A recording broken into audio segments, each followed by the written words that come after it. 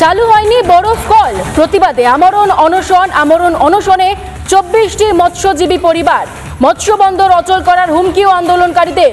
Shankarpur fishing Harbour কেন্দ্রে উত্তেজনা। ছবি দেখতে পাচ্ছেন আপনারা, অফিস গেস্ট হাউসে ঝোলানো হয়েছে তালা। জলবিদ্যুৎ সংযোগ বন্ধের হুমকি আন্দোলনকারীদের।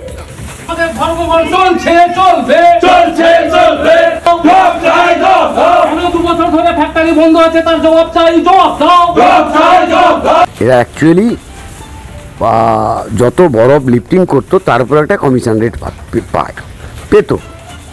তো গত বছর কিছুটা চলেছিল, এই বছর এখনো পর্যন্ত প্ল্যানটা চালুর ব্যাপারে কোনো ইনস্ট্রাকশন বা আমাদের এখানে আসেনি, হেড অফিস থেকে পাইনি আমরা। তো এই অফিসারের ব্যর্থতার জন্য এই ফ্যাক্টরি চালু হচ্ছে না, তাই আমরা কর্মহীন দিশাহীন হয়ে বসে আছি। আমাদের সংসার অচল অবস্থায় আছে।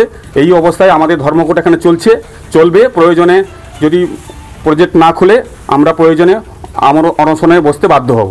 কিছু পরিকল্পনা করার আগে পুরানো জিনিসগুলোকে ঠিক রেখে নতুনকে যেতে হবে। এগুলো যদি কোনো মন্ত্রী বা কোনো আমলা কেউ যদি না করে থাকে তাহলে নিশ্চয়ই সেটাকে অপদার্থতা বলতে হবে।